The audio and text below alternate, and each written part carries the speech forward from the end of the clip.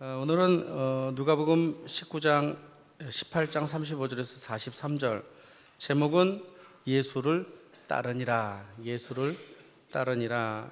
이런 제목으로 한번 나눠보려고 해요. 여러분 다 예수님 만나셨죠? 그렇죠? 예수님 따르는 거 쉬울까요? 어려울까요? 왜 어렵죠? 예수님 만났는데. 옆 사람에게 한번 여쭤보세요. 예수님 따르는 거 어렵습니까? 쉽습니까? 한번 여쭤보세요.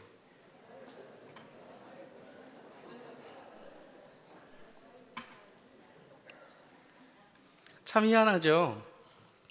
우리가 생각할 때는 예수님 만나고 예수님 믿으면 예수님 잘 따라서 믿음 생활 할 것 같은데 그렇지만 않다는 거예요. 예수님을 믿었지만 인격적으로 만났지만 때로 우리의 삶에 장애와 역경 같은 것들이 몰아치면 사람의 영의 역경, 또 물질의 역경, 또는 내 자신의 어떤 갈등과 고민, 침체 이런 것들이 몰아치면 그렇게 잘 따르던 예수도 중간에 끊어 학원처럼 그만 다니게 되는 일이 벌어지게 되는 거죠. 그래서 어떤 친구는 나 지금 교회 끊었어 이렇게 이야기하는 사람도 가끔 발견해요.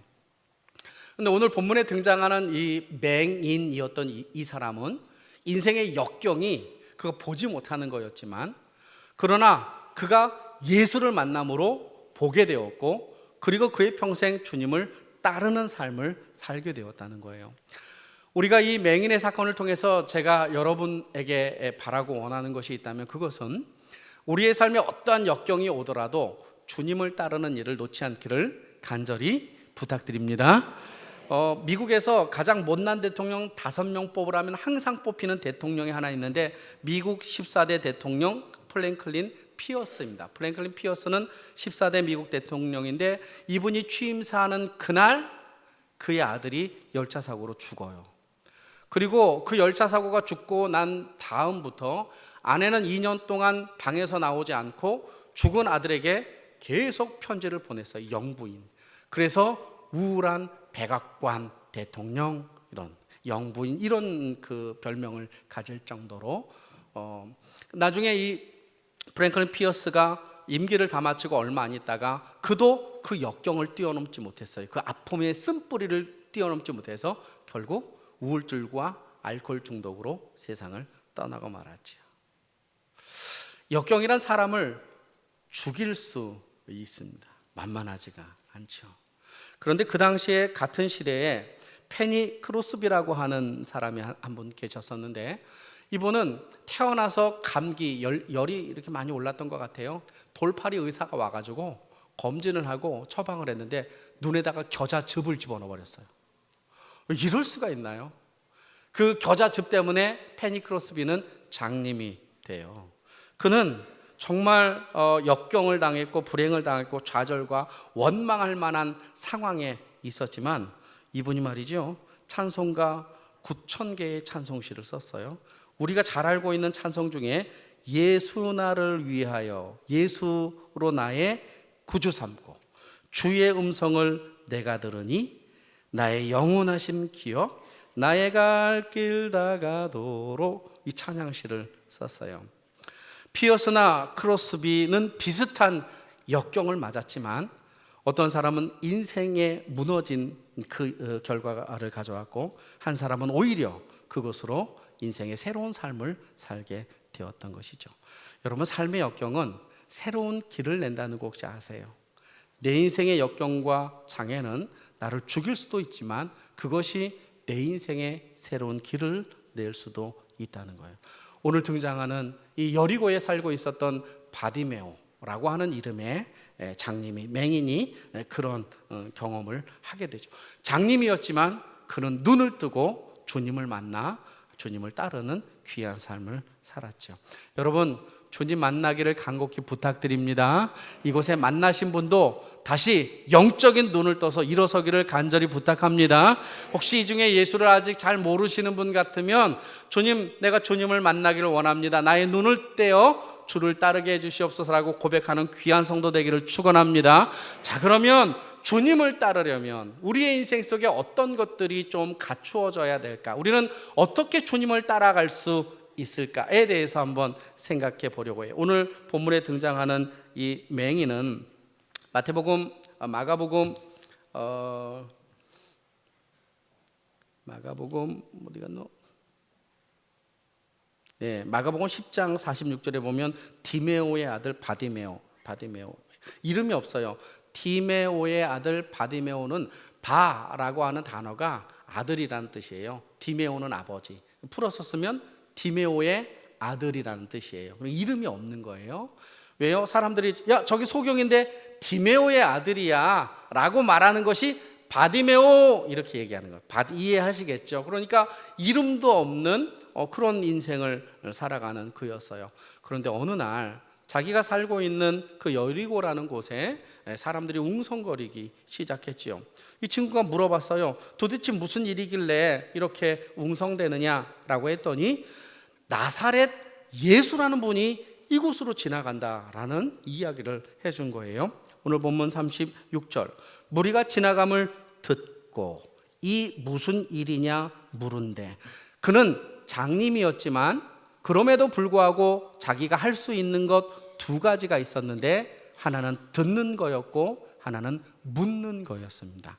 여러분 우리가 인생을 살아갈 때 우리는 안 되는 것 보고 좌절하지만 어떤 사람은 안 되는 중에서도 되는 것 붙잡고 일어서는 사람이 있어요. 이럴 때는 아멘 해도 별 탈이 없을 텐데 그는 장님이어서 그의 인생에 어떤 힘이 있을까? 그가 과연 소생할 수 있는 능력이 있을까?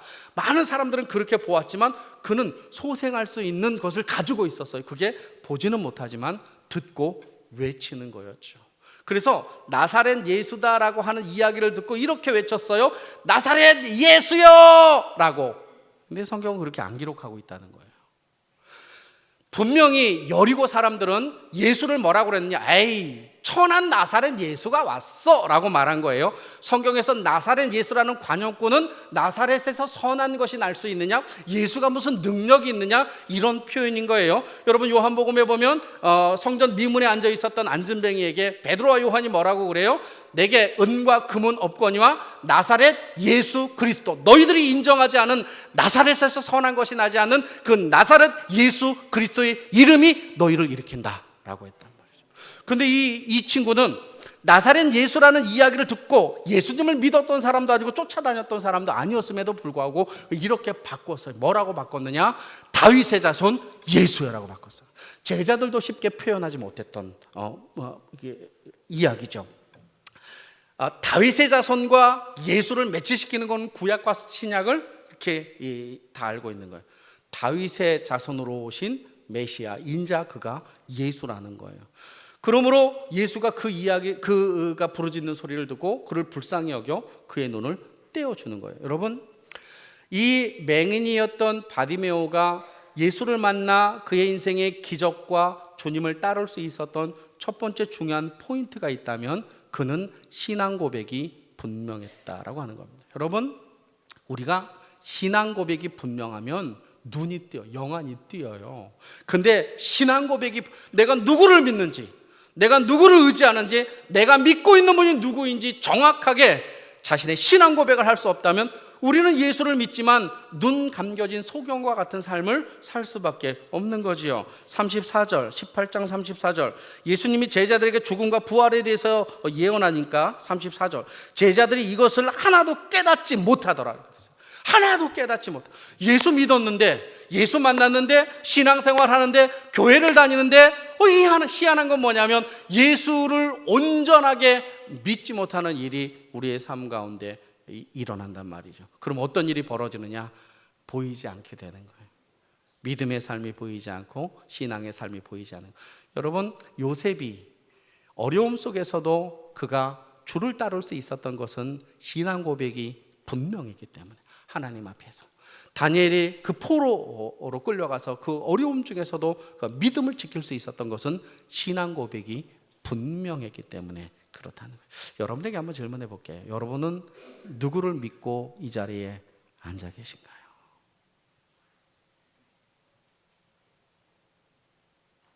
혹시 나를 믿고 이 자리에 앉아 있는 것은 아닐까요? 나 말고 여러분 자신, 나를 위하여 예배를 드려야지 안 맞을 것 같고, 예배를 드려야 하나님께 복을 받을 것 같고, 나는 나 때문에 교회를 다니고 있는 것은 아닐까? 혹여나 복을 안 준다면, 혹여나 나에게 무슨 일이 생긴다면 나는 주를 떠날 수 있는 얼마든지 준비되어 있는 사람으로 이 자리에 앉아 있는 것은 아닐까? 여러분, 분명한 사실은 신앙 고백이 분명할 때 우리의 삶이 견고해질 줄로 믿습니다. 그래서 이사가 주를 따를 때 신앙 고백이 확실하니까 주님 따라갔어요. 두 번째, 그가 나사렛 다윗의 자손 예수여라고 외치니까 앞에 가던 자들이 잠잠하라 이렇게 다그치는 거예요. 오늘 본문 39절, 앞서가는 자들이 밑줄 한번 그어보세요. 누굴까요? 앞서가는 자들이 먼저 믿은 자들, 예수님의 제자들, 70인의 제자들, 120명의 문도, 앞서가는 자들. 근데 그 앞서가는 자들이 이상해. 다윗의 자손 예수여, 메시아여, 도와주세요, 불쌍히 여겨주세요라고 그렇게 말했다면 오히려 가교 역할을 해줘야 되잖아요. 뭐라고 그래요? Shut up! 이렇게 강력하게 이야기. 너 조용히 해. 가만히 있어. 잠잠히 있어. 말하는 거예요. 여러분, 신앙생활 하다가 주를 따를 때 낭망할 때가 있어요. 그때 먼저 가던 자들이 조용히 하라고 그러면 낭망해요. 이 중에 먼저 가는 자와 따라가는 자가 분명히 있을 텐데, 먼저 가는 자가 조심해야 할 것은 정말로 믿음으로 살려고 하는 그 어리버리하고 어설픈 사람을 격려할 줄 알아야 됩니다. 너 이번에 제사 지내는데 절했다며? 그래가지고 무슨 집사냐? 이렇게 말할 수 있을까요? 한마디로 그 사람의 입장도 아니고 그 사람이 당한 어려움도 체휼하지 않고 그렇게 말할 수 있을까요? 여러분, 저 때문에 우리 교회 안 나오는 사람이 있을까요? 예? 있을까요? 있지요. 예. 그러면 여러분 때문에 교회 안 나오는 사람이 있을까요? 우리가 지금 뭐 하고 있는 거죠? 전도해서 새 사람 만들어 놓고 우리가 그들을 가로막고 있다는 거예요. 누가 가로막는 줄 아세요? 소경이 가로막는 겁니다. 소경이. 영의 세계를 보지 못하고 하늘의 세계를 보지 못하고 하나님을 진정으로 믿지 못할 때 우리는 사람의 방법으로 사람에게 대처하기에 그들은 낭망하고 떠나갈 수밖에 없죠. 근데 제가 분명히 이야기할게요. 저는 잘못 없어요. 저를 보고 흔들리는 자가 잘못된 겁니다. 농담 아닙니다. 농담. 여러분을 보고 흔들리는 자가 있다면 여러분 아무 책임 없습니다. 제가 이렇게 이야기 한번 해볼게요. 여러분, 주를 따를 때 사람 보고 따라가면 무너져 내리는 겁니다. 양인열 보고 따라가면 따라갈 수 없습니다. 장로님, 권사님, 집사님, 안수 집사님 보고 따라가면 따라갈 수 없습니다. 누구 보고 따라가되 사람을 뛰어넘어 주를 보고 따라가시기를 축원합니다. 우리가 이 땅을 살아갈 때, 우리의 인생이 주를 따라갈 때 우리는 시각을 주님께 두느냐 사람에 두느냐로 우리의 인생은 결판되는 겁니다. 절대로 여러분, 사람 보지 말고 사람을 뛰어넘어 본질을 향하여 달려가는, 주님을 바라보고 달려가는 귀한 저와 여러분 되기를 간절히 소망합니다. 여러분, 본질 있잖아요. 예수가 있잖아요. 환경도 뛰어넘을 수 있어요. 사람도 또 뛰어넘을 수 있어요. 그죠? 그래서 우리가 이 땅을 살아갈 때 사람 때문에 낭망. 자, 그럼 제가 질문해 볼게요. 나 때문에 실망드는 사람은 누가 잘못한 거예요? 예? 그 사람이 잘못한 겁니다. 나는 막 살아도 되겠네요. 나는 막 살아도 되겠네요. 입에서 나오는 대로 막 얘기해도 되겠네요. 예, 그것은 아닙니다. 그것은 아닙니다. 그리스도의 마음으로, 그리스도의 언어로 그 사람을 돕고 그 사람을 위로하는 것. 그럼에도 불구하고 여러분, 사람이 위로한다고 여러분 위로받지 않기를 간절히 소망합니다. 우리의 위로는 누구밖에 없어요? 예수 그리스도밖에 없는 줄로 믿습니다. 누구죠?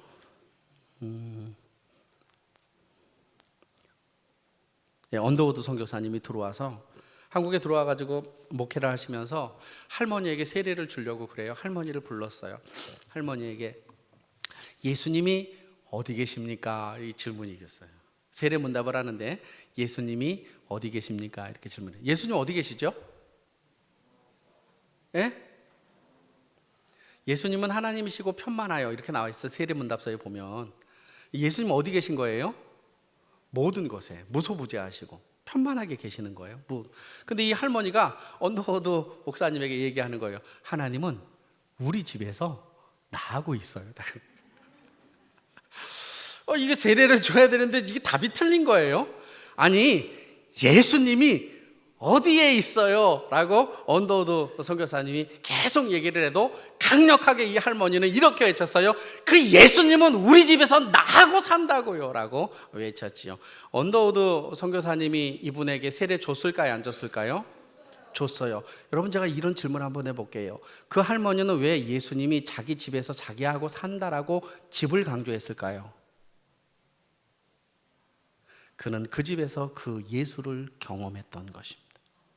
이해하시겠죠? 우리가 살고 있는 그곳에서 예수를 경험하는 자는 결단코 무너져 내리지 않을 줄로 믿습니다.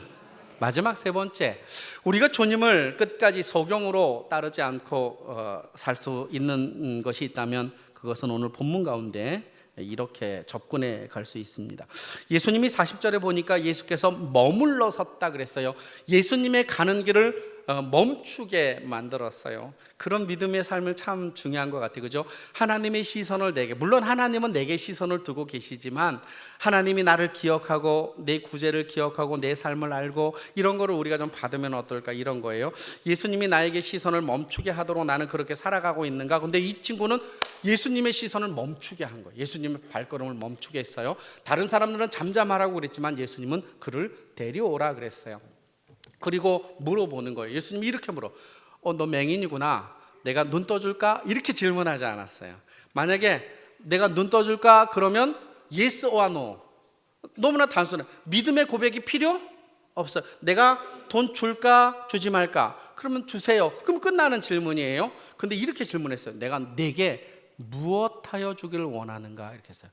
거기에는 그 말하는 사람의 믿음이 숨어 있는 거예요. 우리 집사님, 만약에 저에게 이렇게 와가지고 저에게 10억을 좀 주세요 이렇게 요청할 것 같아요? 집사님? 정 집사님 대답해 주세요. 저에게 10억을 달라고 혹시 그럴 수 있을 것 같아요? 안 그럴 것 같죠? 왜 안 그럴 것 같아요? 제 통장에 200만 원 찍혀 있습니다. 뻔히 아는 거예요. 또 제가 이제 오전에도 그런 얘기했는데 우리 건웅이가 한번 할까? 우리 유치부 전도사로 다음 주일날 소개할 거예요.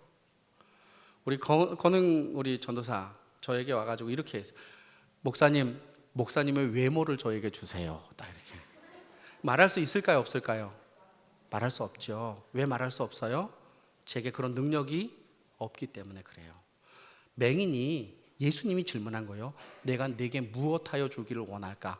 불가능한 걸 요구한 거예요. 그 불가능이 뭐냐면 보기 원합니다. 누구도 줄 수 없는 거, 어떤 사람도 주지 않았던 거, 그동안 아무도 자기에게 보여줄 수 없었던 그 불가능한 요구를 누구에게? 예수님께 한 거예요. 근데 왜 그가 예수님께 보기를 원하나이다라고 말했느냐 하면 얼마 전에 제가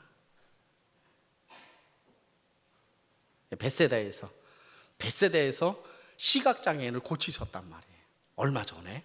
근데 얼마 전에 이 벳세다에서 시각장애인이 눈을 떴다는, 예수를 만나서 눈을 떴다는 이 이야기를 들었던 이 바디메오는 그 예수께 자기가 가면 눈 뜰 수 있는데 누구도 예수께 데려다 주지 않는 거예요. 근데 어느 날 그 예수가 자기 마을로 이렇게 들어오시는 거예요. 그러니까 그분을 붙잡을 수밖에 없어요. 그분 만나면 내가 눈 뜰 수 있다, 내가 그분을 만나야 된다. 그 확실하지 않은 소문으로 들었던 벳세다에 살고 있었던 시각장애인이 눈을 떴다는 그 이야기가 그에게는 믿음이 되어 있었던 거예요. 그 말씀이 믿음이 되어 있었던 거예요. 예수님이 지나가니까 예수님께 얘기한 거예요. 그도 경험했듯이 나도 눈을 뜨기를 원합니다 라고 그 말씀을 붙잡고 예수에게 요청한 거예요. 놀라운 일이 벌어졌죠. 예수께서 뭐라고 그래요? 보라 라고 말해요. 여러분, 우리가 이 땅을 살아갈 때 우리의 인생 속에 주를 따라가는 중요한 세 번째 포인트가 있다면 그것은 말씀을 분명히 확신해야 하는 것. 하나님의 말씀을 분명히 확신하지 않으면 우리는 넘어질 수밖에 없어요. 사람의 소리들이 얼마나 많이 들려요. 여러분, 요한복음 12장에 가보면 마리아가 예수님의 발에 무엇을 보여요? 향유를 붓지요. 향유를 붓는 그 사건이 너무나 아름다웠잖아요. 그런데 가룟 유다가 뭐라고 말을 해요? 야, 그거 팔아서 가난한 자에게 주면 좋을 텐데 뭐로 이렇게 낭비하고 쓸데없는 짓을 하느냐 그랬어요. 근데 그때 마리아가 대뜸 열받쳐가지고 너나 잘해라 이놈아 라고 말했다면 아마 그 좋은 분위기는 엄청 깨졌을까요? 마리아는 이상하게도 그 12장의 사건 속에서 아무 말 하지 않고 하는 행동만 그대로 해요. 왜 그런 줄 아세요? 사람의 소리에 움직이지 않는 거예요. 그는 오직 자기가 마음에 먹은 결단대로 주님 앞에 나가는 거죠. 우리가 이 땅을 살아갈 때 많은 이야기들이 있어요. 근데 그거 우리 죽일 수도 있어요. 우리를 죽이는 이야기들이 너무나 많죠. 근데 우리는 지금 살리는 하나님의 말씀을 가지고 있어요. 그럼에도 불구하고 이 살리는 하나님의 말씀을 경험해 보지 못할 때가 많단 말이죠. 이번에 청도 시내 한인교회 짤막하게 갔다 왔는데 목사님이 어떤 목사님인지 설교를 하시게 되었는데 그 설교 이야기 중에 나온 거예요. 집사님이 사업을 열심히 잘하시고 너무나 착하신 분이었는데 사업을 열심히 하다 어느 정도로 이분이 잘 나갔었느냐면 하루에 1억씩 벌었어요. 하루에 1억씩. 그 이분은 돈으로 안 보이는 거예요. 돈이 뭐예요? 그랬더니 돈은 숫자에 불과하다. 저도 그렇게 숫자에 불과한 돈 좀 벌었으면 좋겠어요. 돈은 숫자에 불과하다 이렇게. 아내도 부자고 자기도 부자인데 어쨌든 만나가지고 결혼을 해서 열심히 하는데 근데 어느 날 갑자기 풍을 맞은 거예요. 쓰러져 버린 거예요. 하루에 1억씩 벌으면 뭐예요? 이제부터 끝이지. 일어나지도 못하는. 제가 보니까 오른쪽이 완전히 이렇게 나갔어요. 같이 있었어요 그때. 근데 이분의 아내가 중국 분이신데 남편에게 항상 뭐라고 얘기했느냐면 여보 사방에 막혀도 하늘만 열리면 된다는데 우리 한번 교회 가서 기도해 봅시다. 근데 들을 콧방귀도 안 끼죠. 남편에게 계속 이야기는 하늘은 사방이 막혀도 하늘은 열려 있다고 하는데 한번 가봅시다. 여보 사방은 막혔어도 하늘은 열려 있다고 하는데 우리 한번 가봅시다. 근데 어느 날 갑자기 그 생각이 머리를 막 이렇게 휘어잡았어요. 아침에 일어났는데 눈을 뜨자마자 소리가 들리는 거예요. 환청이 들리는 거예요. 무슨 환청이 들려요?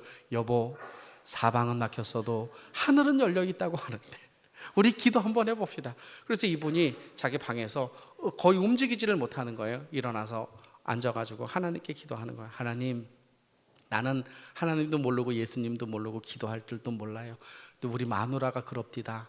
사방이 막혔어도 하늘이 열려 있다고 하는데 한 번만 도와주세요. 그랬어요. 하나님 나는 잘 모르는데 우리 마누라가 그랬는데 사방이 막혀 있어도 하늘이 열려 있다고 하는데 하나님 나 한 번만 도와주시면 안 돼요. 그렇게 하루 종일 기도한 거예요. 일어섰어요. 걸었어요. 그분을 제가 같이 이번에 들어올 때 한국에 같이 들어왔어요. 여러분 저는 아내가 남편에게 여보 사방은 막혀 있어도 하늘이 열려 있다는데 기도 한번 해봅시다는 순수하게 자기 믿음의 사람의 말이잖아요.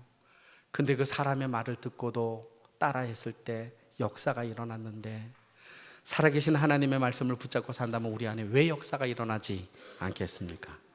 우리 안에도 주님의 놀라운 역사가 저와 여러분 삶 가운데 있을 줄로 믿고 보기 원합니다.